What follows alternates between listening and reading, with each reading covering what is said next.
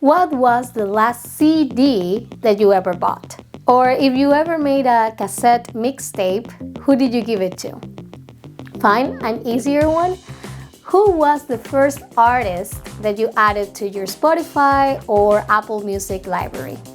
It's okay, you don't have to answer any of that, but if these questions made your brain itch a little bit thinking about your answers or sparked some nostalgia inside of you, you want to watch this video the whole way through, because today we're embarking in a journey through the evolution of music formats from cassette tapes to streaming services, and we'll explore how they shaped our relationship with music. So stick around, I'll share some personal anecdotes and of course reveal my answers to the questions of the beginning. Let's find out how much we have in common.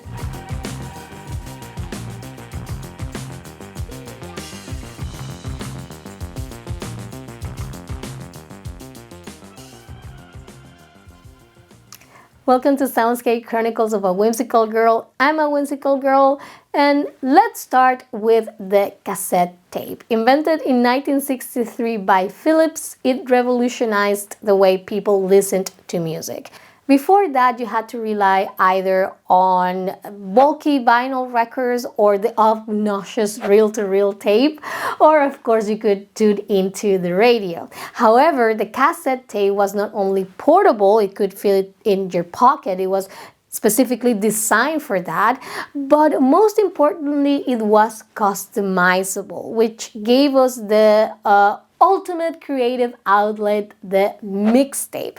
So making a mixtape was truly a labor of love, because you had to not only pick the right songs, probably if you were really into storytelling, also picking the right order, but you also have to be prepared for whenever it came on the radio, for example, if that's what you were doing. I have this memory of my, I think it was my mom and my aunt, we were listening to the radio one time at our living room, and a song came on that my aunt wanted to record on a mixtape. So it was like, my mom was like, come on, the song is on. So my aunt had to run, and get everything ready to press record as to so that they could feed as much of the song as possible.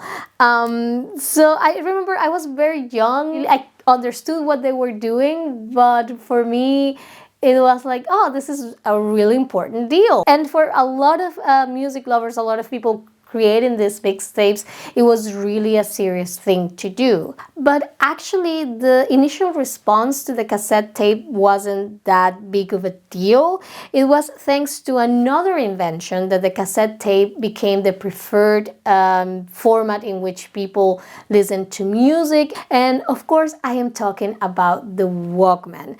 First released in Japan in July 1979, this really tiny playback device in combination with the cassette tapes were the ones that changed the way people consumed music in the 80s. And this is why.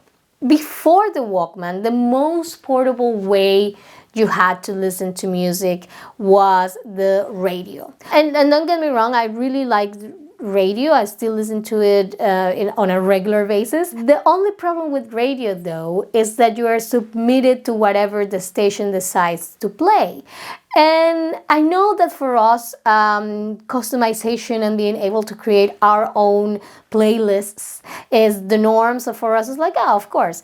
But imagine being back in the 80s where that wasn't an option, and all of a sudden you have the chance to take your tiny Walkman, put it in your pocket or on your belt, and put in a mixtape that you made yourself with only tracks you love. And then you would just put your headphones and immerse in your own musical world while you did your shopping. It was amazing. And the influence that the Walkman and the mixtape had doesn't just stay in the music world, but also in the fashion and in health even. Apparently because of the Walkman, headphones became some sort of fashion statement. People started to wear headphones in public, so it became part of your outfit, of your style. And also people say that the fact that now you could work out on your own while listening to your own music, for example, increase the number of people who would work out, who would exercise outdoors by just taking a walk. And of course, it was a big player in this whole aerobics fad that took over the 80s. So there you go. The cassette tape and the Walkman not only made listening to music a more personal experience, but also made us more fashionable and healthy. So that, my friends, is the power of music. But of course, cassette tapes also came with their challenges. Like, for example, when the actual tape will get tangled up in the player and then the struggle of having to wind it back in. I personally really like to play rolling the tape out and then back in.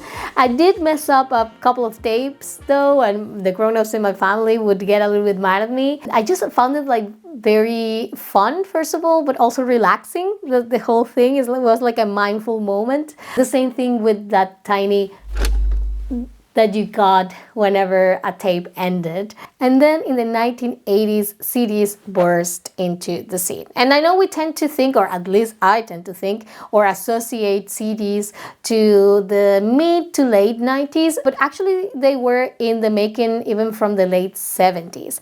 But they didn't make their big appearance in the world until the 80s, promising not only better sound quality, but also durability. So bye-bye tangle tapes. CDs were the format I interacted the most with.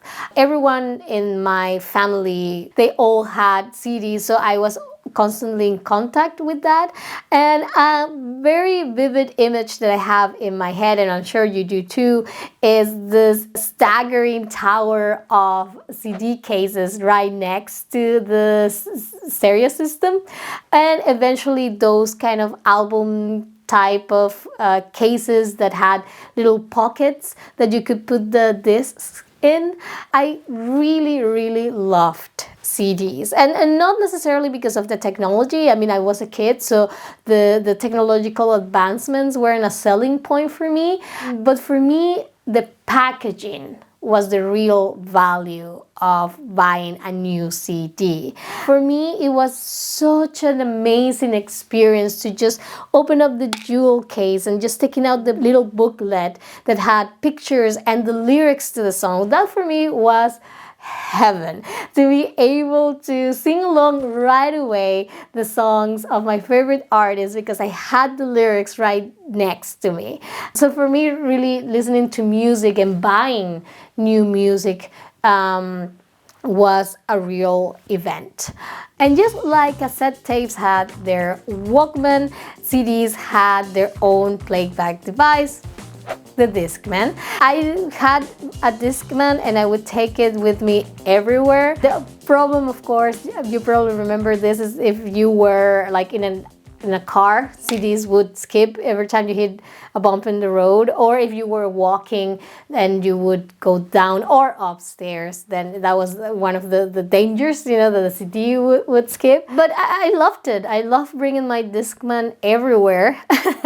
I would always take at least 3 different CDs with me, just so that I had enough variety and enough music to listen from my home to my school and on the way back. Let me know how many CDs you would take with you if you brought your Discman anywhere, and which CDs. I always remember I would take with me My Chemical Romance, 3 Cheers for a Sweet Revenge, and at some point I got obsessed with Velvet Revolver's Contraband, so I would always take that with me. Let me know what your choices were. Then the 2000s came and brought not only the Y2K craze, but also MP3 files and the MP3 player, which meant that now we could fit our entire library inside our pockets. I remember the first time that a classmate brought her MP3 player to school, and she swore she could fit 300 songs in there. And I was like, 300 songs? That's madness! For me, back then, anything above 15 songs was like a lot, you know? That's how naive I was. But MP3 not only made music more accessible to everyone, it also changed the way we value it. That meant that from that moment on, all of a sudden, the experience of listening to an album from start to finish started to fade. But to be fair, we have someone or something else to thank for that. I'm talking about Napster. Napster was a peer-to-peer sharing service in which users essentially made part of the hard disks in their computers available to Napster to allow the app to extract and install music files between users. So that meant that you could make your entire music library available on Napster and other people could download it and vice versa. There's this documentary, How Music Got Free, in which they go a little bit more in depth into the whole thing on how it worked. So if you're curious about that, that's a good watch. But I think we all know basically what happened to Napster. It got sued by record labels, by big artists like Metallica and Dr. Dre, had to go bankrupt and yada yada yada. But however you want to look at Napster and all the controversy around it and the sometimes negative, sometimes positive connotations that the name has. But I think no one can deny that it really shook the music industry and it really transformed the way people related and consumed music. And actually, I think it was the biggest push towards the way we consume music today. If Napster was the Wicked Witch of the West of the music industry, iTunes was the Good Witch of the North. Because while Napster's business model consisted of giving people free music while hurting the labels, the iTunes Store offered users good quality files in a cheap and safe way. Because I don't know if you remember, but downloading any kind of file from a peer-to-peer platform was basically a gamble. So all of a sudden, Apple was giving you the chance to download cheap and good music without giving your computer cancer in the process. And not only that, but it also offered a monetary compensation to the label. So in theory, it was a win-win situation. One of my favorite features of the iTunes system, I guess, was that not only could you download files, download music, but you could also take your physical CDs and transfer the music from that and turn them into digital files so you could put in your iPod, for example. So I would spend hours doing that. So instead of going out with my friends and partying and doing what teenagers do, I would spend hours transferring the music from my CDs into my iTunes library and making sure that everything was categorized correctly. You know, that the album cover was right, that the genre was okay, putting notes into the files. From that moment on, it became obvious that the future of music was digital, and the more the industry, users, and tech entrepreneurs started to realize that, the more choices we, the consumers, started to get. So we had Pandora or MySpace or many other platforms in which we could just log in to discover new artists or just enjoy more of the ones that we already loved. From then on, we know what happened. Streaming services became a thing with Spotify launching in 2008, which all of a sudden meant that we didn't have access to only 300 songs, like in my classmates' tiny MP3 player, but all of a sudden we had millions of songs at our fingertips with curated playlists and algorithms that try to know us better than we know ourselves. And I know there are a lot of issues with the way certain algorithms work nowadays. That's a topic for maybe a future video. Let me know if that's something that you would like me to explore. But I think, yeah, I mean, the way we consume music now, it's so limitless, that I do think that the experience or the way we interact with music has become a little bit detached. I think that it used to be this very bonding and an intimate experience, like how I was telling you how my ritual was whenever I got a new CD. Now it's so easy to get it that it has, I think, in a lot of ways, lost a lot of this mysticism and this aura around it. I think in a way music and music consumption has become kind of like breathing, and I think that is a everyday thing that it becomes so natural that you don't really notice it. I'd like to think that there are these moments, like when you discover a new artist that speaks to you in a very special way, or when you revisit an old act that you used to love, or of course when you are in the like during the concert of your favorite band. I think in those moments, just to expand on the breathing metaphor, I think in those moments music becomes like the breath when you're meditating. It becomes a conscious thing, that you all of a sudden you become aware of this amazing thing that you're experiencing, and then you are reminded of how magical it is to listen to music. I don't know, that's kind of corny, but that's the way that I feel, and I think that is beautiful. So what's the takeaway? What did you make this video, or what is the final conclusion of this video, Whimsical Girl? Well, I think that the main takeaway is that each format has brought something really important to the way we consume music. Cassettes were more personal, CDs were more immersive, and now streaming is just limitless. I think it's just very interesting also how the industry and the world is almost fearing the end of music.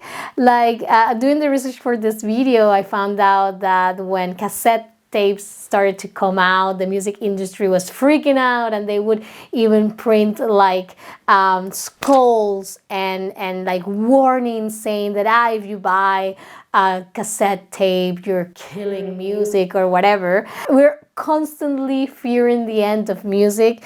I also think that music is a lot more powerful than anything, and no matter what happens, there will always be music. I don't know, I guess I'm going back to being corny again, but that's what I hope. In any case, I love the fact that now we can not only access limitless music on our streaming platforms, but you can go to record stores, and if you want to buy a vinyl, of course you can, but you can also get cassette tapes, you can also get CDs. So the options are really limitless, and I think it's a great time to be alive and listen to music and be passionate about music. Okay, I'm rambling, and I did say that I would share my answers to my questions from the beginning. So the last CD that I personally bought was Danger Days The True Lives of the Fabulous Killjoys by My Chemical Romance. I have to say I never personally made a mixtape. And I'm actually gonna check my phone to see what my the first artist was that I added to my library. It was Imagine Dragons. Okay, I added Radioactive back in 2014, the 24th of December of 2014 was my first song on my Spotify playlist. So there you go. Let me know your answers to these questions in the comments. But for the meantime, that's it for this episode of the Soundscape Chronicles of a Whimsical Girl. I hope you enjoyed it. I hope you got to remember where you were, how you consumed music throughout all of these decades. And of course, I hope you join me for my next episode. Please remember to like, subscribe, and possibly also hit the bell so that you are notified when my next video comes in. I promise I will make them more regularly and consistently from now on. And please also follow me on social media. I'm on Instagram and on TikTok, so I hope to see you there as well. Thank you so much again for watching, and until the next time. Bye.